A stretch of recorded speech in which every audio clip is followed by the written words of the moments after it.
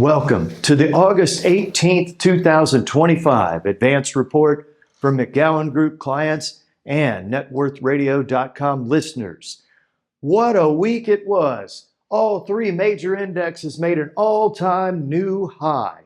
And we're going to show you what the big money was doing last quarter. We're going to take you into some of the largest, best managed portfolios on the planet. What happened here?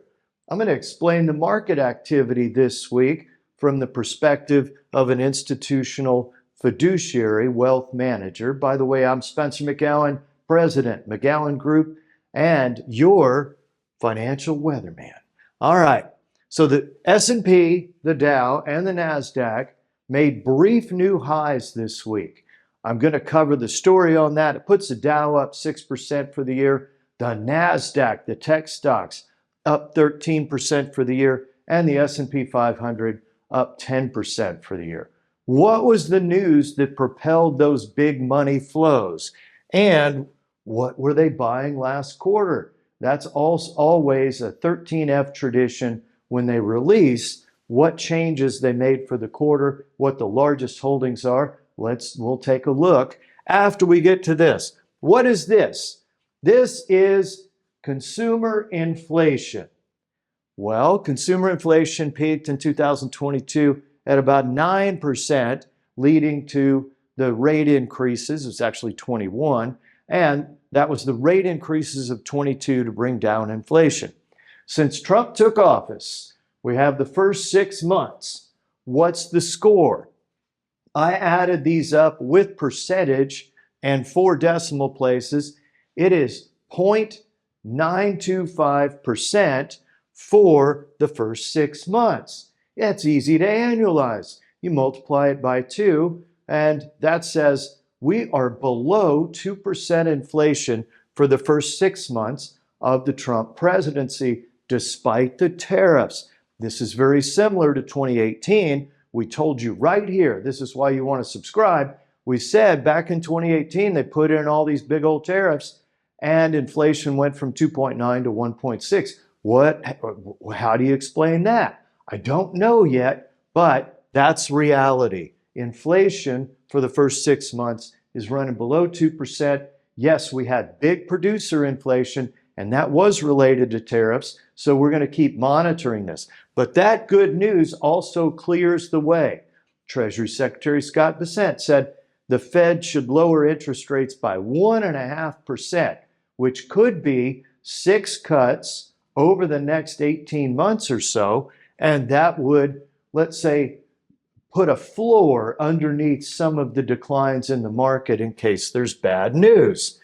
Now, what's this? This is a 13F SEC filing.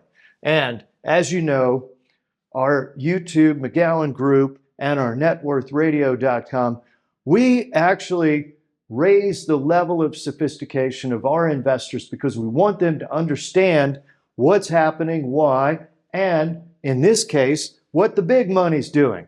These are Warren Buffett's holdings. The reason the Dow made a brief all-time high this week, not much distance by the way, is United Healthcare quit dragging the index down. Before that, it was Boeing. Well, the news report was Warren Buffett takes a position in United Healthcare. How big?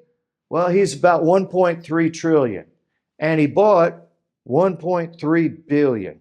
That's less than 0.1% in United Healthcare, but it drove the stock up 21% this week. Anyway, what does he really own in his top 10 holdings out of the money that he has invested in the public markets? All right, first holding is Apple. He took a little profit in Apple. American Express is next. Made no changes. Bank of America, he took some profit there, right? We were talking about harvesting last week, right? Take a little profit off the table. Coca-Cola, Chevron, he actually added to Chevron in a substantial way, despite the fact that oil's languishing around 63. Moody's, Occidental, Kraft Heinz, Chubb, and DaVita, and he sold a little bit of DaVita. Now, that says, moreover, he's taking some profit off the table, and what you're going to start to see is we're going to have more cash in the portfolios. Now, the next one, this is Citadel, Ken Griffin, brilliant guy, and Citadel and BlackRock both invested in the Texas Stock Exchange, by the way. But Ken Griffin, smart guy, he's been a buyer. He only took some profit, but let's cover what he likes the best in terms of his top 10 holdings. NVIDIA, Hess Petroleum, that's his second one. And he added a bunch of money to Hess. Amazon, Edwards Life, he took some profit in the life insurance company. JP Morgan Chase, then Microsoft, Medtronic, Texas Instruments. They've got a nice turnaround in their earnings happening.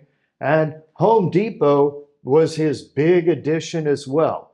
So that's the Ken Griffin Citadel portfolio, 115 billion. Now we go to about a $13 billion portfolio. This is actually Pershing Square, Bill Ackman, also a smart hedge fund manager. What is he like? Okay, Uber. Wow, okay, Brookfield, that's energy infrastructure. Restaurant brand, Amazon.com, Howard Hughes, Chipotle, and has 2 Google positions, both the voting and the non-voting. He really likes Alphabet, and Hilton Worldwide, also a contrarian play in Hertz. All right, that's what the big money's up to right now. Gives you a more broad experience on the top holdings of some of the world's most successful managers. I will say we checked on our competitors, and those portfolios were generally exchange-traded funds with a traditional allocation and not much cash flow. At McGowanGroup Wealth Management, we're focused on assets that will pay real cash flow, and if they don't pay cash flow, they better have awesome results and a proprietary advantage. You can go to networthradio.com, contact us there. We'll be back next week.